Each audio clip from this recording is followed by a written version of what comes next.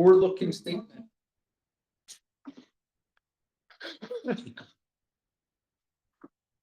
So, forward-looking statements. There is a roadmap at the end of this. Who knows? I have PMs in the room. Who knows?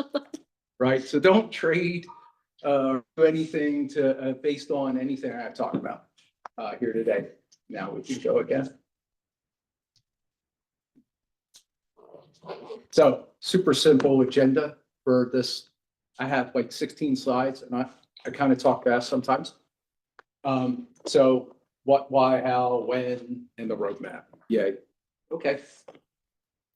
When I started in technology, it was about 1998. And I got trained at the Chubb Institute of Technology, which was not like this super accredited thing. But the first thing I learned about was IP networking. So I thought I was going to be I was going to be a network engineer. So I learned about all that. But really what happened here is that the call for a paper was in 92. So this idea has been around for a long time. And when I started, the first thing I did was build an IPv4 network for a pharmaceutical and use a multi-protocol router because I was trained in Novell and their protocol was IPX. So this like dovetails into exactly what's happening now. But just know that we've thought about this forever. And then at the top, you can see that there's a difference between the IP addressing that we currently use, IPv4, and what IPv6 is. And there's a lot of things that you can do with it. If you go to the next one, and that'd be great. So again, here are the differences, right? When you look at this, you can see, Lee, I need your help with numbers. I don't know. That's a 2. That's a 2. That's a lot, right? So the difference is that there's a lot. And when I was studying this back in the day, they're like, well, people are going to have like 10 addresses each. People. That's not just, that's not just the machines that are in a data center and that kind of thing. So this is absolutely needed. So you'll go to the next one. I told you it's going to be short. So why? IPv6 is better. It has a different header format. It's extensible, meaning that you can add stuff to it. Obviously, a very large address space. It offers IPsec in it. It will utilize that in order to encrypt what you're transmitting at the datagram level, right?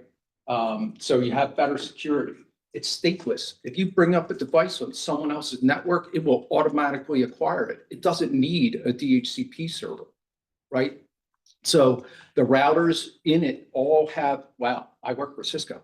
And the routers have everything that's needed in order to service those devices that are attaching.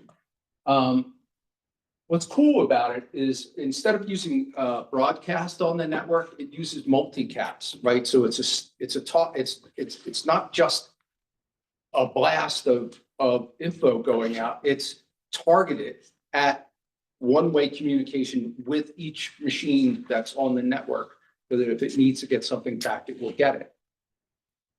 The big thing is that it'll support multiple IP addresses on a box. So if you want security where you go across a different channel than the different IP address than the one that you would use for a public side, you can do that. And you can have many. You can have 10 on a box. Doesn't matter. So you can belong to many different networks. And then the new address types also include non-routable addresses. And you guys know what the private addressing is. That's what kept us going on IPv4 for a long time. But all that's pretty much automatic. So a lot less administration, more extensibility. You go to the next. So here is what's driving this, and it's going to come quickly. There was a memorandum by the federal government that said that at least 80% of assets have to be operating with IPv6 by the end of 2025. 2024, 25, 2025 is next year. So if you have a company and you're operating and you're speaking with or talking to with your network devices to the federal government, chances are they are going to want you to connect to them with IPv6. Okay, so it's just something to put in your mind. And if, you know, later I'll talk about, well, if you want to kick the tires, we can figure that out for you as well. So 42, this is all from Google. 42% globally, that's governments, businesses, that's how many people or how many companies or entities have adopted IPv6 already. These three bottom points, I already talked about secure. I already talked about faster because of the way it operates. But the thing here is cheaper that's in the middle. So one of the things that I see that isn't broken out in people's contracts with, let's say, AWS or Google Cloud or whoever, even you provider when you go and you sign up for cable internet, that kind of thing. In there, you get an IP address, and sometimes it's publicly routed, right? It's not private, it's publicly routed. You actually pay to rent that address while you have it. So companies pay to have v4 addresses, and it costs them money. And I don't know that they know what it costs, but they did the PMs did an estimate for Splunk, and we're paying $3.3 million to have publicly addressed IP addresses. So there's a cost to this, and it's only going to get worse as more devices come on the internet, and they need to be public facing. We solved some of that with NAT and that kind of thing, but it's not a simple thing to do. There's a cost just to put a firewall up and do NAT on it, or a network device and do NAT on it. If you could do it without that, then your costs would go down. So it's cheaper. There's many reasons for it. You want to go to the next one? That'd be great. So how are we going about this? I have a picture, which is worth 1,000 words next, right? But we're looking at egress and ingress for the machines that are out there. And like I said earlier, when Microsoft put IPv6 in 2000 on a box, it was always dual stack. You could run v4 and you could run v6 at the same time.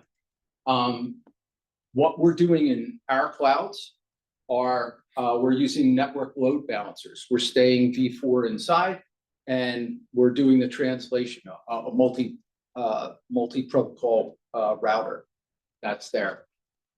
To adopt it, there's going to be configuration changes, right? And then there is a feature flag to turn on in one of our versions, and I don't know what that version is yet. And then you're going to definitely need a maintenance window in order to get this done. Next. So what does it kind of look like? This is super simple, right? You have universal forwarders, heavy forwarders, places that are exhausting data and going to Splunk. They're going to be dual home or dual stacked. They can have an IP6 address. They can have an IP4 address. You can primarily tell it, go IPv6, it'll send it. And then if IPv6 fails, it'll fail over to IPv4. The key thing here is that the HTTP event collector will also be dual stacked, and there will be a network load balancer in front so that it can do the multi-protocol translation to push to the indexers internally. And that's typically how you start setting these things up, because you want some robustness. You want to make sure that if I fail with IPv6 because somebody has not configured it correctly, I don't know how that works because it's typically all automatic, that you have a way to get the data in over. And remember, this is just pipes underneath. It's not surfaced, right?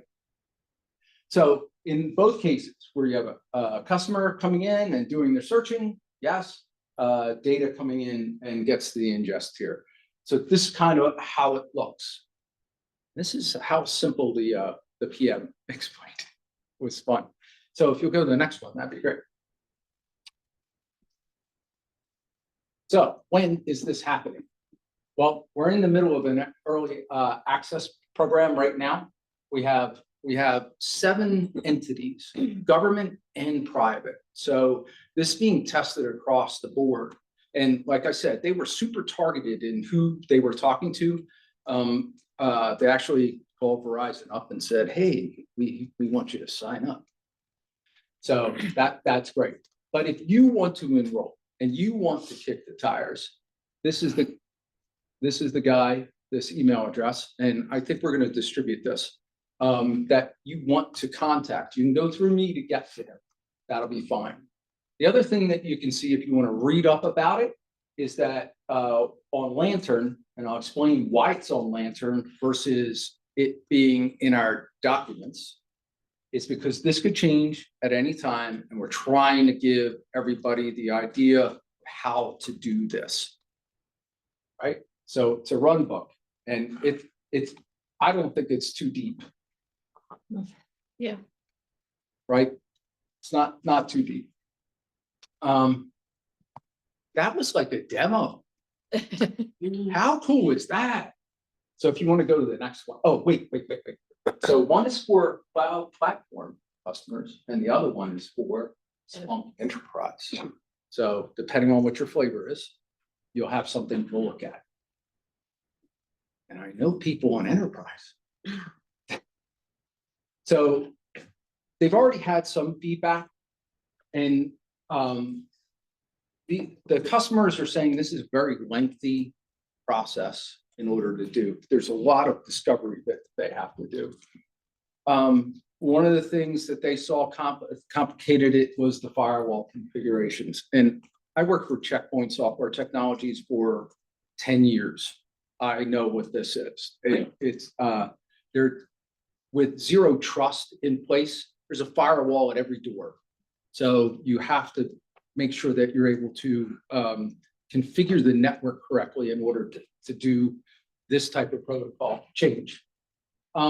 What they're finding out is that they need to have an awareness of how ready they are for IPv6.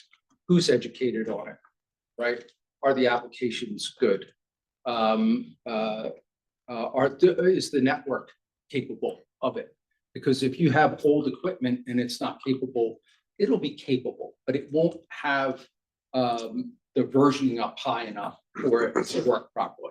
So that's key. And then the coolest thing is that Splunk is right now working obviously with Cisco, but with AWS and just following the NIST guidelines. So you can trust Splunk on this. We are looking at everything that we can in order for it to work within our ecosystem. We'll go to the next one. Yeah, quick. Roadmap, not set in stone. And I don't, I have PMs in the room and they could say what next and later are.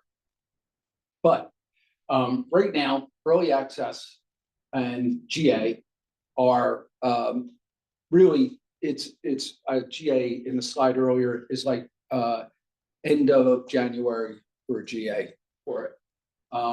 What are they working on first? And there are problems with this that aren't in here, but I'll explain a couple. Enterprise, Splunk Cloud Platform, yay, can definitely do that. They're really targeting FedRAMP.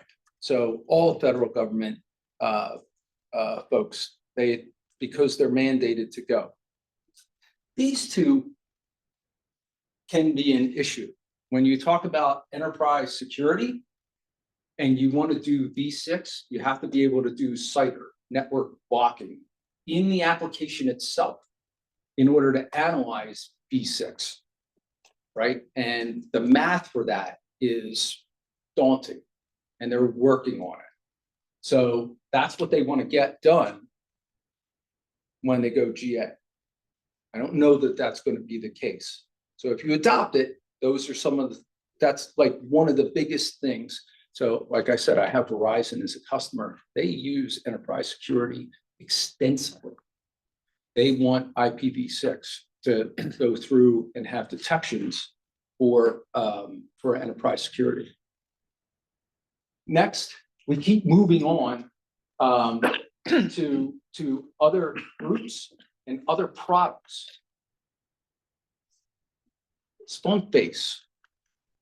Every app in Splunk base, if you adopt IPv6, has to be able to work with it if it like analyzes network data. So they're coming up with a They're coming up with a way to analyze each app and make sure that it's IPv6 compliant. Then they're going to move to IPv6 only deployments. So we'll take our Splunk Cloud and we'll go from IPv4 to IPv6, and that's all it will do. There won't be a multi-protocol router out front, right?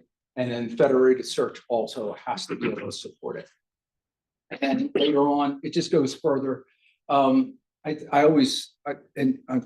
to get in trouble, but I think this way. I think Azure and GCP are like the redheaded stepchild. They're always the last ones to get stuff. I'm making you laugh. I like it. And so they'll get there. But that's kind of the way it goes. And then the Splunk-based ecosystem, got to make sure that everything is certified for it. I don't think I have any more after this. So let's ride the IPv6 wave together. This is not my slide. It was the PM's. I love it. He's cool. He's from Poland. But has anybody had any kind of discussion about this in your business at all? No, I know not. Do you do any business with the federal government? Oh, yeah. Yeah. So it may become important. So I just want to raise the awareness to this so that it's easier to interoperate with that organization. That's all I got. Were there any pushbacks or lessons as you're having these conversations with Verizon? Say again? Are there any lessons learned or any pushbacks, any gotchas that you've seen as you start having these discussions with Verizon? This is so new that they're not pushing back yet. The big pushback was enterprise security has to be able to analyze CIDR blocks. That is the biggest thing. So once it's capable of doing that, then it has the ability to run on that network and be able to understand it. So when a Cisco box sends an IPv6 alert to enterprise security, it has to know where that address is, what network it sits in, right? And all the assets and identities have to line up so that it works properly. We do that with V4, but we don't do that with V6 yet. Does that make sense? That was a great question. Anybody else? Yes. There's a lot of incidences, and maybe I'm thinking about this wrong, but where Splunk will list IP addresses instead of host names. And they're the IPv4 ones. So going forward, you would just list the IPv6. You would think that we could do name resolution. Yeah. Well, Right. I got you. Right. Well, we have to sometimes for alerts look it up because yeah. So that's probably a mechanism that needs to be in the software itself and work properly. For me, when I think of trying to analyze to grab fully qualified domain names, just DNS lookup and it working properly, right? you're gonna have to do the same thing with IPv6. So I'm gonna be bad as an SE and say, well, it's not working all the time. Now, I don't know, a lot of that's configuration. A lot of that's network connectivity, a lot of that's network timing for response. When you get the item displayed in front of you, there's a lot to it. No excuses, just. Yes, sir. So you mentioned that with one device may have several IPv6 addresses. So with IPv4, you could have different cards, right, in your server. Well, you could bind more than one address to a single card, Right, even in but IPv4. when you say, so why is it needed? Why do we need to have more than one IP address for an interface? That is what's happening. People find a reason for it. So I don't know of a specific scenario. However, I can conjure one up. Let's say I have a single NIC in a box and I am on a network that has two networks on it. And one goes to my DMZ and one goes out to the internet. I can have, if I have two IP addresses and I can designate within the software which IP address is used, then the network device that my NIC is talking to will know which network to toss that data out on. So I may have 10 DMZs that I'm going to talk to. This firewall nonsense that I used to know. You can talk individually and segregate that data, right? And sometimes it logically makes sense to do that. That's just like one scenario I can come up with off the top of my head. I didn't even think about that, but I'm glad you asked that question. So it's just a lot of stuff done logically in the software, in the stack that's in the OS, because that's basically what you're configuring is the OS to operate on two stacks, and the applications have to understand it above so that they know how to use it.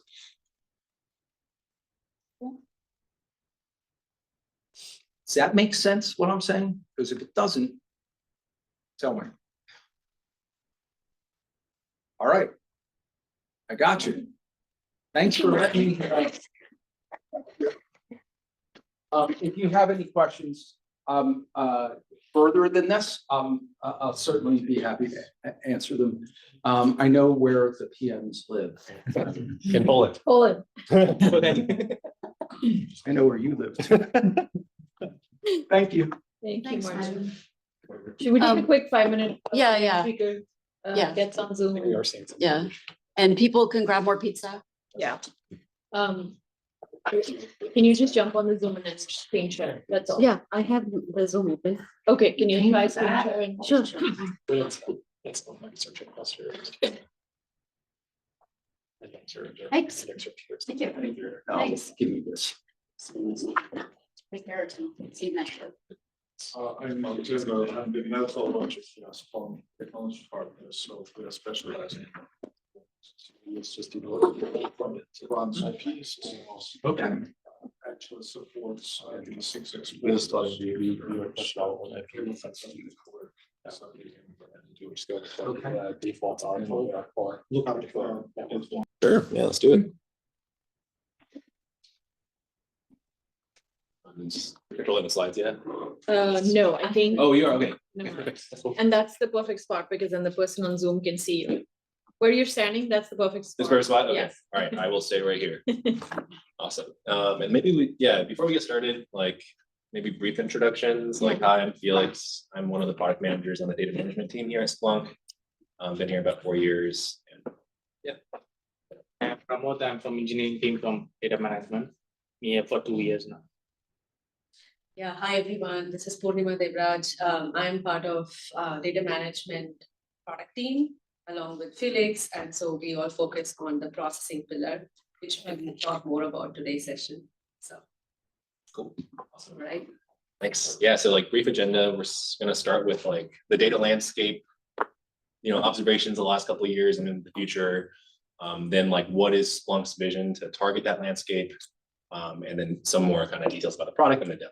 So that's what we'll go over briefly. Same as Martin, I need to avoid the legal wrist slapping here.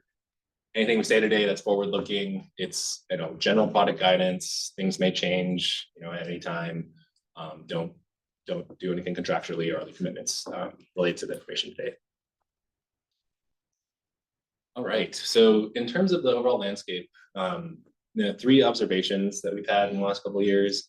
There's a 2023 Gartner report that states that the amount of data in large enterprises is going to triple by 2026, both on customer cloud and on-prem environments. So that's one. Second is both the proliferation of data sources and data types is also going to expand. And so on the data types piece specifically, Splunk's been focused on logs for a really long time, but there's a lot of folks going into the metrics, traces, and events space. They just give you a different vector of observability of your system, right? So if you want to look at your system holistically and understand your environment, those are super important, and customers are telling us so. And then finally, there's just more and more use cases that are cropping up. So we started in the business intelligence and IT space, but now there's troubleshooting, there's threat hunting, investigation, observability from use cases, compliance, audit, list goes on and on. And in addition to that, right, this ingestion bit that I kind of just talked about, that's really just the tip of the iceberg. Once you get data into Splunk or a vendor of your choice, customers are saying, like, how do I process that? How do I transform it and route sensitive copies to one location and non-sensitive copies to another? How do I convert the schema to something that's OCSF compliant for my security use cases? So a lot of talk about transformation and processing. And from there, it's like, okay, traditionally I could store all my data in Splunk or some other vendor of my choice. And now we're seeing more and more for cost optimization reasons or use case optimization reasons, folks are wanting to store some data in S3 or another object store or a data lake or a security lake. And finally, it's like, how do I actually, as an admin, how do I manage all this, right? There's the data landscape changes, there's these implications. I need to hire, a bigger team, but I'm resource constrained. There's only so many hours in the day. So these are some of the challenges we're seeing as a result of some of those initial observations.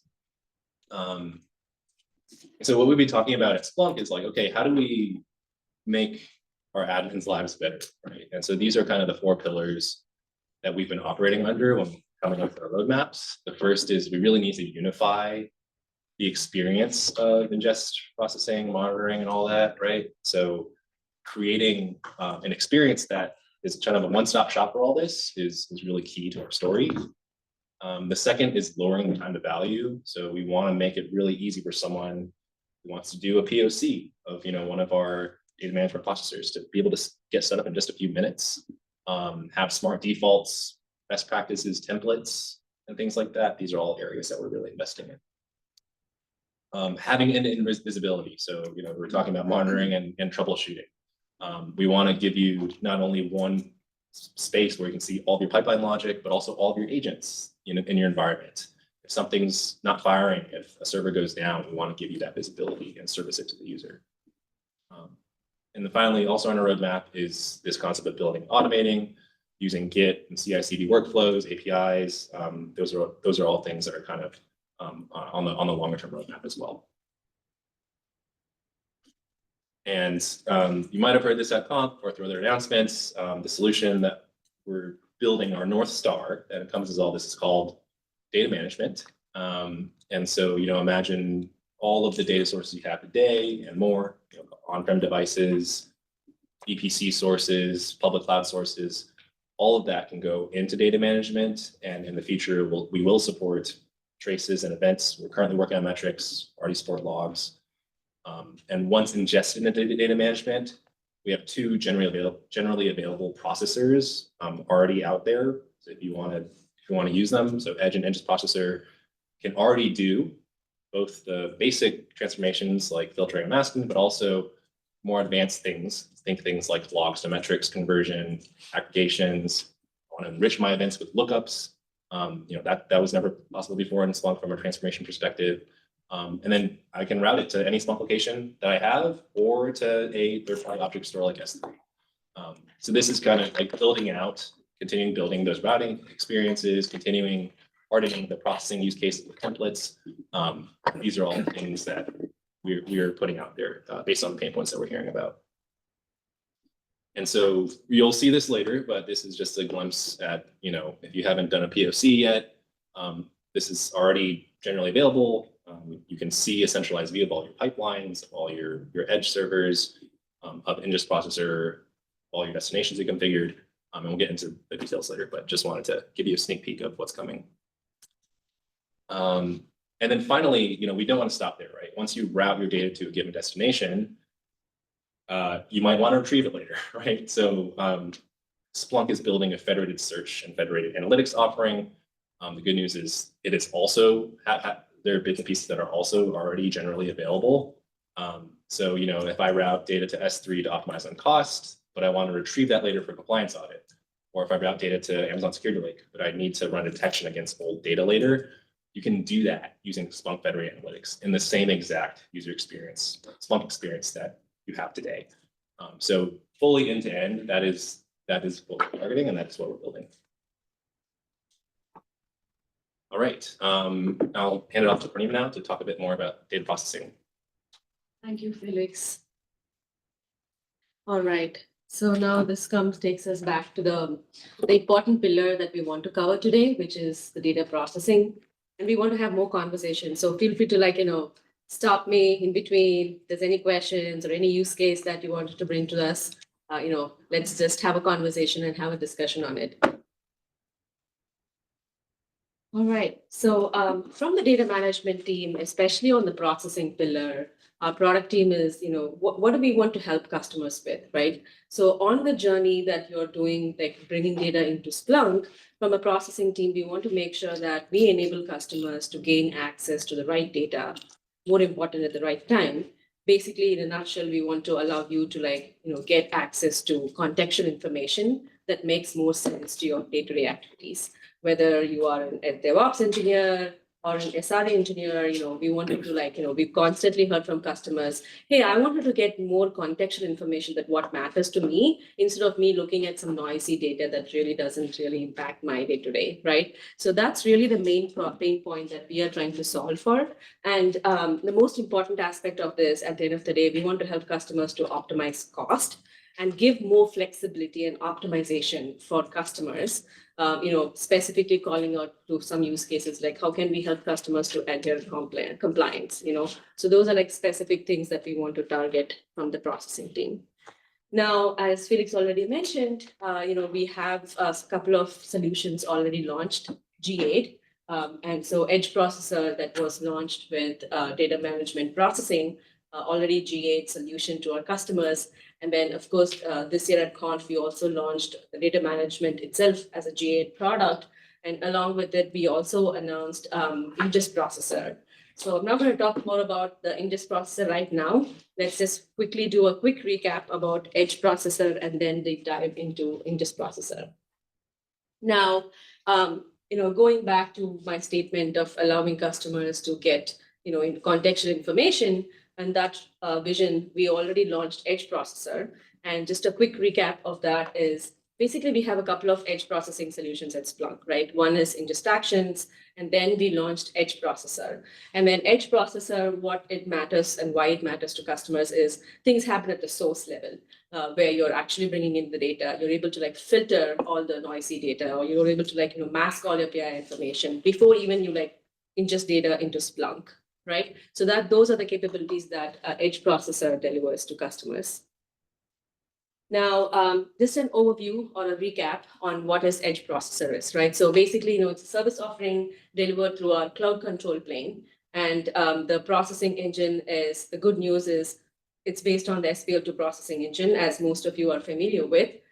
So what it brings to Splunk customer is it's a common language for you. And we've already listened to like, always the feedback comes from customers, right? So it's a common language across the data transformation and at the search time.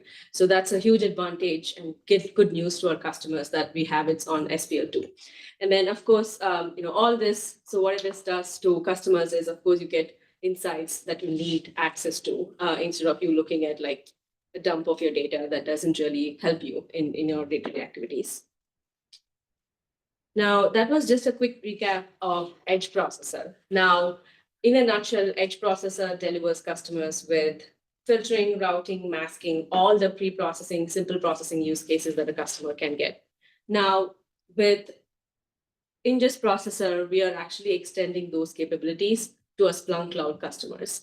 So the similar use case, filtering, routing, masking, all those simple processing use cases that are supported by Edge Processor is now extended to our Splunk Cloud customers who wanted to also take advantage of all these pre-processing use cases. So at the end of the day, I get, to optimize my data, get more flexibility over it, so that I can also optimize my SVC cost and things like that with some pre-processing that's already done.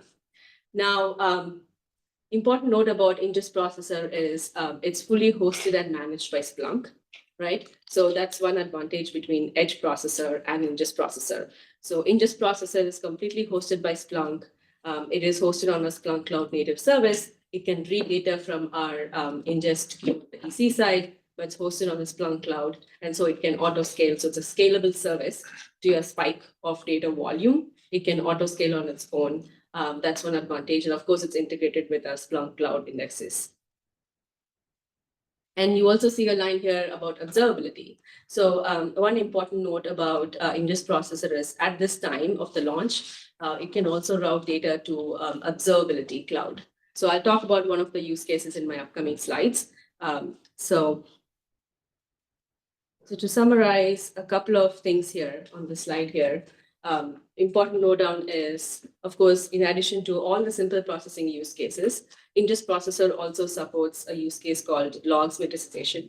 And this is the use case where it allows you to metricize your data and then send that metrics to observability cloud. Now, how many of you here, have to create some time series charts every day for your work? Yeah, there we go.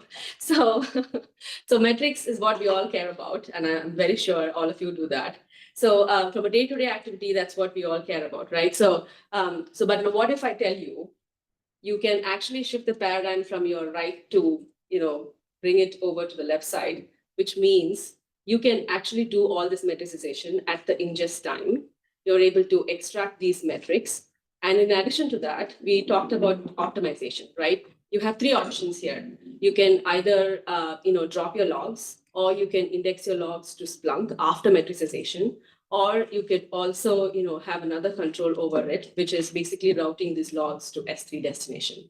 So you have multiple options at the ingest time instead of doing all that at the indexing tier once, after your data has been indexed, right? So oftentimes we hear this feedback like, hey, I hardly need like 3 metrics. Why am I asked to like index this large log size? Why do I have to index it?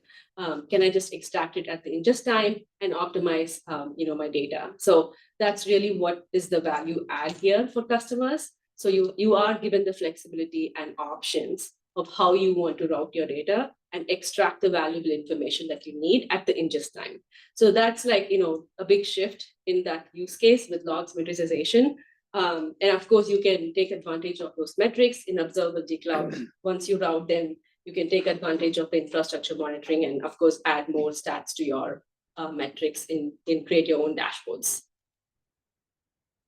An important note is you can also route your metrics to Splunk Metric Store in addition to Splunk Observability. So that's, as a platform team, we also want to be able to support to, both these destinations where you can send your metrics to. So just to put things into perspective, where exactly is Ingest Processor, right? So it's actually hosted on the Splunk Cloud, but from this slide, the key takeaway here is if you are looking to do some logs metricization, you're actually extracting the logs and then sending it to Observability Cloud after you ingest your data into Splunk Cloud. And then you have options to, as I said, you can directly send your logs, or you have the summary of data into Splunk core. Now, just a quick topology overview here. So if you think about this, ingest processor actually fits in between your ingestion tier and indexing tier. Now, how is it possible for you to pre-process the data when the solution is hosted and all that, right? Now, this architecture is possible with the Victoria experience. So there's a prerequisite, every stack has to be on the Victoria in order to enable ingest processor, right? Now, so let's say, imagine that you're bringing in all your Windows logs, any application logs into Splunk Cloud. Your data is already in the Splunk Cloud. And what you're doing here is basically you're trying to read the data from the ingest queue, do the pre-processing at the ingest time, and then index the data.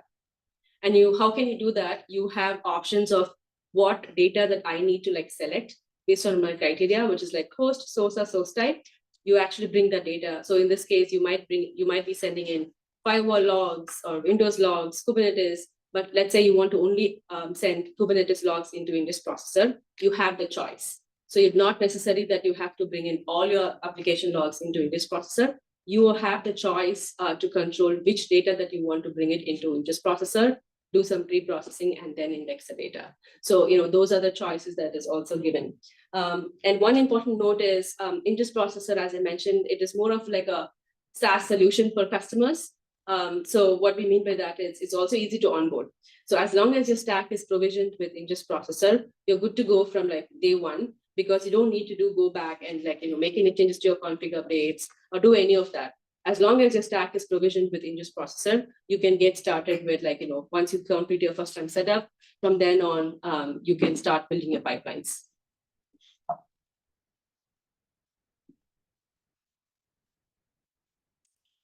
So we talked about ingest processor, edge processor, but this slide could help to give some more context on where exactly edge processor comes into and where exactly ingest processor fits into my portfolio or data infrastructure, right? Now, just to give some quick key takeaways from this slide, it might be a lot of information here, but in the edge processor, if you have to take some takeaways from this slide, edge processor actually happens in the customer edge. It's at the source level before data gets into Splunk. And ingest processor is after data is already ingested into Splunk Cloud.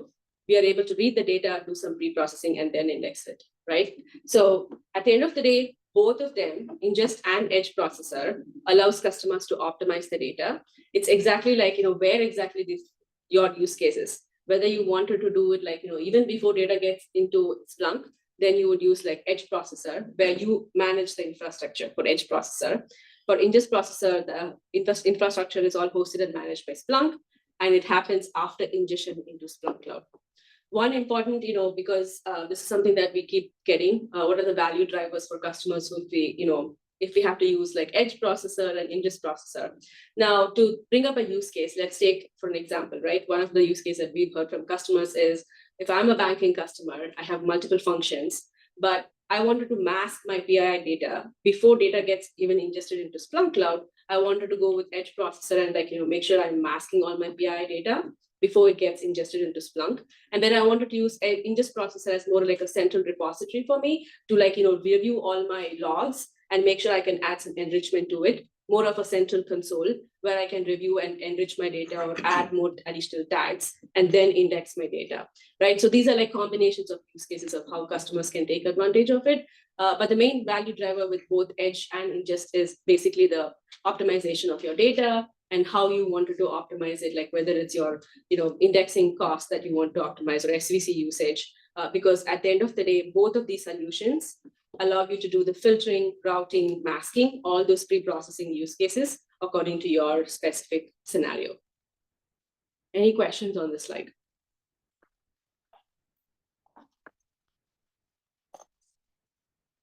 Save mine to the end. Okay.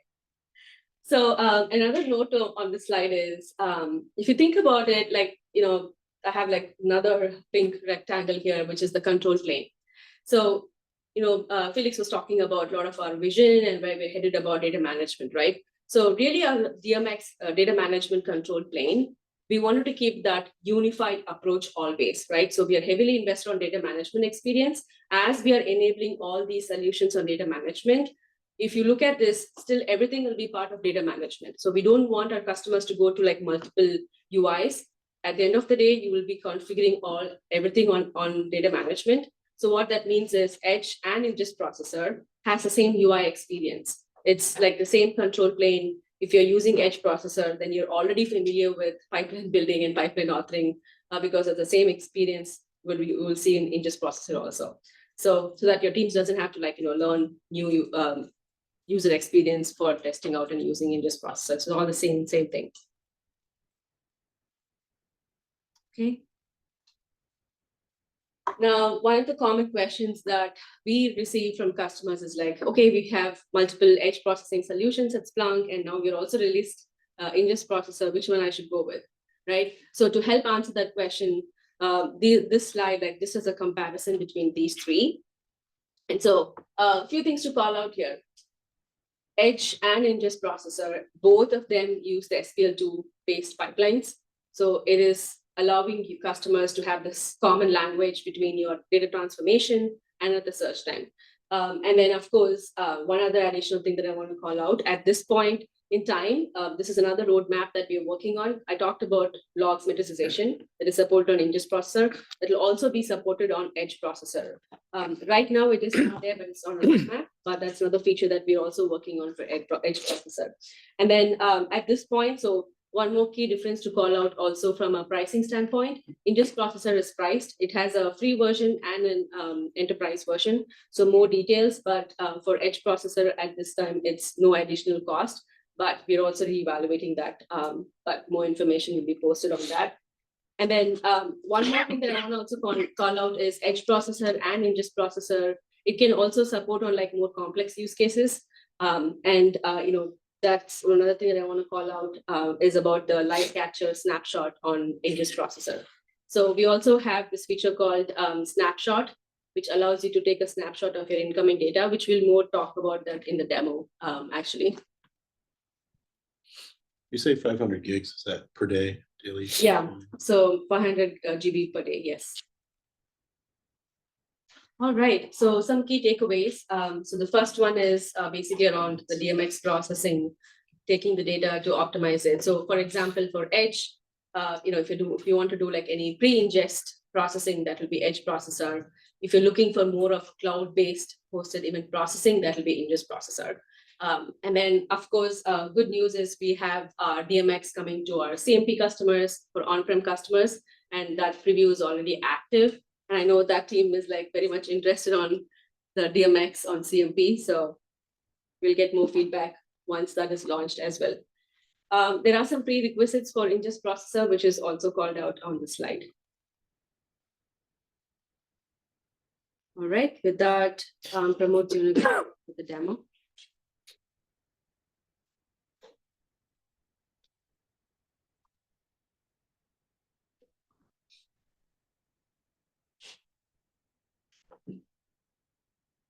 Yes, thank you. Good. Yeah, we can. Yes, I'll go back and forth between the monitor and. Okay. I guess please feel free to stop me in between if I go fast. So this is the landing page of data management experience. So as Felix and Purnima mentioned that we have a unified approach of hosting both edge processor and ingest processor on the same page. So I'll just go through some of the cool features we have before we head on the demo. So first thing is we have some content created for education purpose. So you guys can watch this if you want to do start from scratch. And wanted to touch base on the pipeline creation. So I'll go into the demo when we create the pipeline, but before that, I wanted to show some pre-created templates. So we have some templates created where you can start using that from to create pipelines from scratch. So I will just walk over some examples on how to create pipelines from template. So I'm just generating a pipeline for a Palo Alto network traffic logs. So So you can create a template pipeline from the template, so that gives a pre-populated pipeline for you to start off with, and which is sending the data to metrics and indexer. So here we have a sample data which is saved, so we can preview data for the populated template, and then you can create templates for point and click. Here you can create some actions, you can filter, mask, route, depends on the data. And also we have point and click from the preview experience, where you can duplicate or mask any events which you can perform from here, which will automatically create the SPL2 for you with the point and click. And then we have a usage summary where you can create. We can see the health metrics for all the pipelines you created using ingest processor, and also we have the same for the edge processor, where you can see it from the data management UI. With that, I'll get into a demo. So here I wanted to show you how admin or if an admin wanted to monitor any performance or API performance or measure any API performance. So this is the demo to create a pipeline. So this is, as I mentioned, this is the data management page where where I just showed you, and you can create a pipeline from here. I'll stop here. So here, this is the first page where you can use any of the templates there. That all the templates which I showed you before will be there in that. You can search there in the filter down the template. For this demo, I'll go with the blank template, and then next. So yeah, as I mentioned, you can select any templates if you want, and then here you mentioned the partition. So here I'm partitioning based on the Azure log. So so the source, this is the source type. So for this, we are getting the Azure log from the data manager, as we spoke about. So for this, this is the partition. So all the Azure logs will be routed to ingest processor before it is heading to the destination. So I'll just take a moment here. As Purnima mentioned, there is we have two experiences. One is a snapshot preview. The other is a sample data preview. So the one which we showed, which we seen in the template, is a sample data preview. So here I wanted to show the snapshot where you can create a snapshot using a live events coming in, and then use it for the preview experience. So here I have the sample. So this is how you create the snapshot preview. You just mention all the details, and then it will consume all the live data. So, but I have it created already, so I'm choosing one which I have it already, and then here I'm choosing the metric destination. So if the metric destination is not created, this is how you go and create the metric destination. And so here I choose the metric destination, which we have it already created for this tenant. So I choose the metric destination there, and then as so here if you wanted to send the events to the indexer, you choose the indexer right there, and then the metric destination here. So here now I selected the snapshot preview. Now it will show all the preview events here. So from here you can collect all the using the point and click. You can create pipelines, and then you can see the raw materials on which data you wanted to generate metrics from. So here for this example, we are generating we are sending the metrics for API request. On how many duration it takes to send the API request to API request which is coming in. So so this is the log to metrics function where I'm sending the duration metrics to Ollie with the dimension which has the status code. So we have all the information, warning, and error status code. So and also you can add any fields there. So yeah, so you get a clear snapshot on what, with the sample data, what we have. It gives you a clear, nice flow chart there. So here you can preview both the logs, which is metricization logs, and then also the events which is going into the events. So this is the metric value that we are sending into Ollie. So yeah, as I mentioned, with the point and click, you can add any of the rules if you wanted, and then also with from the preview experience. And yeah, you can now you save the pipeline.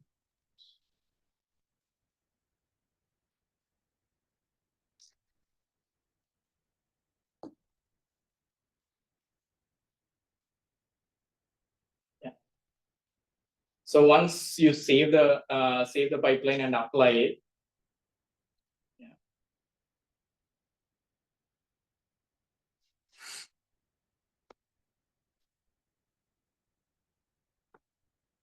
So now, so once you save the pipeline and apply it, so now I'll go ahead and apply here in this page. And then you can, from here, you can get the link for the Ollie destination here. Ollie destination here, so that you can land to the Ollie page from our DMX UI. So so yeah, this is you can get the Ollie destination link here. From here, you can get into Ollie page. So there, yeah. So now this is a live event which is being processed by the ingest processor and then sending into the destination. So with this, you can create different metric dashboards with different all the functions which was mentioned there.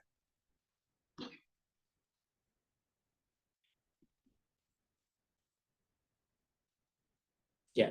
So all the way you can create dashboards for each functions which is mentioned there.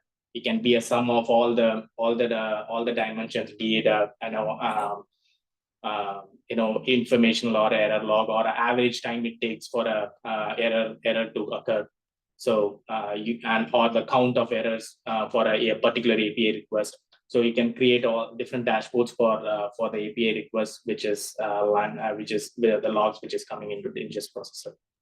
Yeah, and also the events are sent to will be you can also send it to the indexer or S3. Thank you. Yeah, that's all I have. Thanks, Pramod.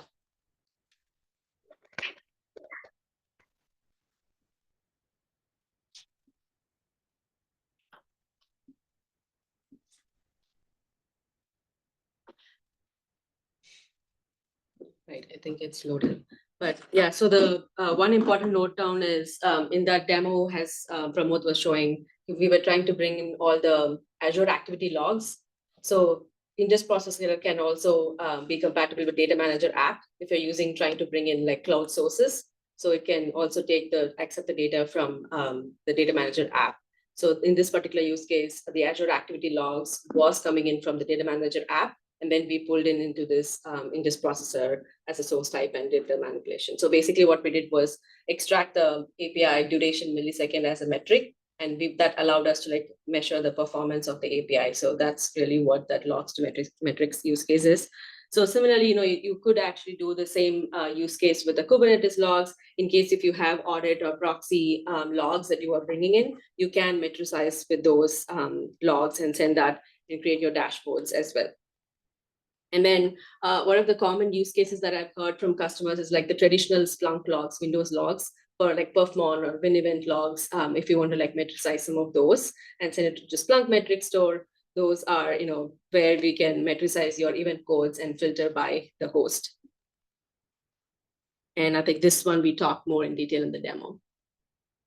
So these are some useful links that I wanted to share, and then let's keep going. So yeah, so ingest and edge processor allows customers. We also have like, published content on use cases. So that's also available, but this is just to like quickly give some snapshot on what are the use cases that customers can take advantage of. With that, we've come to the end of this conversation. So any questions? opening the forum to like for any Q&A. So I'm not familiar with this concept of metricization. Mhm. So is it the idea that you already know what question you want to ask from this source and turn it into metrics? Yeah, so let's take an example, right? Like, let's say you have like, you're trying to find out some threat code from an event, Windows event logs. So maybe what your question is, like, I wanted to find out how many security threat codes that I'm receiving in a week, right? So you wanted to get an answer for that. So then you may want to like extract that event code. So that for that, you could use the logs to metrics function in the app and then to extract that metric and route it and then keep track of that event code. And the use case would be, I'm interested in this particular answer to this particular question, but Mhm. I'm not necessarily interested in the rest of the information. Mhm. The log itself Yeah, may contain. yeah, So I'm going to drop it. yeah. You have options. You can Well, I either drop understand. it, yeah, you can. Well, if I ingested, I would still incur that same cost, right? Yeah. Yes. Okay, so this is more on the cost management side. Mhm. You have options, yeah. So you can also send it to Splunk, the logs, and then also you can send the logs to S3, or if you For want. future analysis, forensics. Yes, yeah, that's exactly what federated search that Yeah. Felix was talking about, right? Yeah. So, yeah. It also helps like with troubleshooting. So, if you're, a RHEL engineer that you want to see like HTTP status code, like 503, you might want to know like what the baseline is. And then if you're having a rough week, then you'll understand, okay, based on the metric, something's going on. Only then would I need to pull the logs from Splunk. At that point, maybe that's like in S3 or something, or maybe it's in a cold index and you rehydrate or something. It's just the point is like you wouldn't need to store those logs in a hot index anymore necessarily all the time So that's if the metrics data is the thing that's important to you.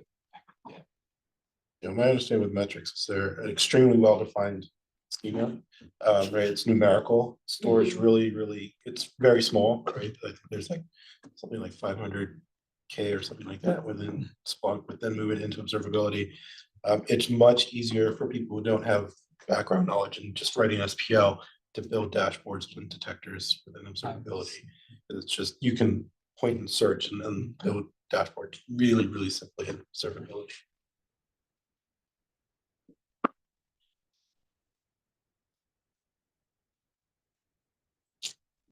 I have some questions. Yeah. Are you working on an API or some programmatic way like Terraform to manage DMX? Favorite question to us. Always want an API. Yeah, we keep getting this question and request. My answer is like, yeah, so we have it on our roadmap. Okay. But that's not like it's going to be immediate, but we have it in the roadmap and we've been constantly hearing this, request from customers. Right now it is not supported, but that's like, we are considering all the use cases, what are the APIs that we should be supporting, and all the evaluation and scope, like all the discussion is happening, but it's a roadmap topic for our future roadmap that's there on the DMX processing. Anything that you want to add? No, that was perfect. I know Splunk itself has a lot of internal metrics, like the metrics Yes. index. Is there any work on building something out of the box that would, in the spirit of integration between observability and Splunk Enterprise, of taking those directly into observability to make it easier for just like looking at those metrics? Interesting. I think that's a good use case, but right now there's no ongoing work on it, but I would love to talk more about this and see how that could help you guys. Yeah. From a Do a customer Splunk point of talk view. on it.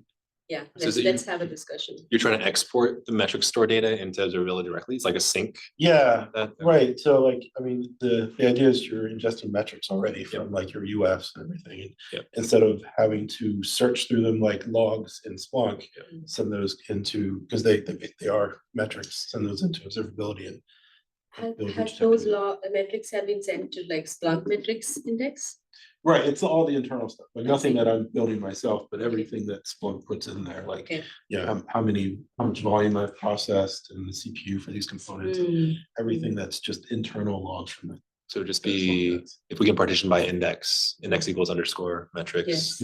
in IP, yeah. Then we can do that. Yeah, The metric support for edge processor is coming soon. Yes. At that point, you can partition by index and then we can, yeah. we'll Right. figure out what So edge processor- you might have seen in the presentation, right? Like where we had like logs, metrics, trace, all those. So the next one is our metrics processing. So right now we're focused on logs, but the next one is like actually we receive events as metrics and how do we process them, and index them. So how, I saw like you had your comparison between ingest actions and Mhm. for us in cloud, the ingest processor. Mhm. Is this expected to replace ingest actions at the cloud space, or would they still kind of live side by side? Do you want to take that? Sure, yeah, so first, we're never gonna deprecate ingest actions. Okay, So it's like there's a really large customer footprint. And as Purnima mentioned, like both edge and ingest processor are fully compatible with it. Mhm. And so there's just like nothing that's gonna like conflict between rule sets and pipelines, for example. In terms of replace, it's more like we're fully invested in data management right now. So when you think about like the out of the box templates that you saw, when you think about more destinations, you got more like processing commands that you can do on top of like lookups, aggregations, decryption, these types of things. We'll continuously add those to the data management processors. But in just actions, we're looking at some usability improvements, but for the most part, we want to invest in this SPL2 based kind of like step level improvement that we've now found ourselves in. do So you expect this to be something in Splunk based eventually, where you have like community built pipelines that share out, things like that? On ingest actions? Ingest processor or. You mean the content? Yeah, Right, no, so eventually we do, I mean, we have a separate team for content development. I mean, we definitely want to have some external contributions to the content SPL2 pipelines, but we're trying to build the tooling that is necessary before we open right. to external developers to like add contributions to the pipelines. Yeah. But that's something that we've also discussed, and yeah. Are there, I guess like for that to happen, you need kind of a packaging, like a TA or something. to have. Yes, exactly. So that's a whole content strategy that we're thinking about. And what are the source types and how we can like, package the TA content with the pipelines and how can we, for every source type. Right.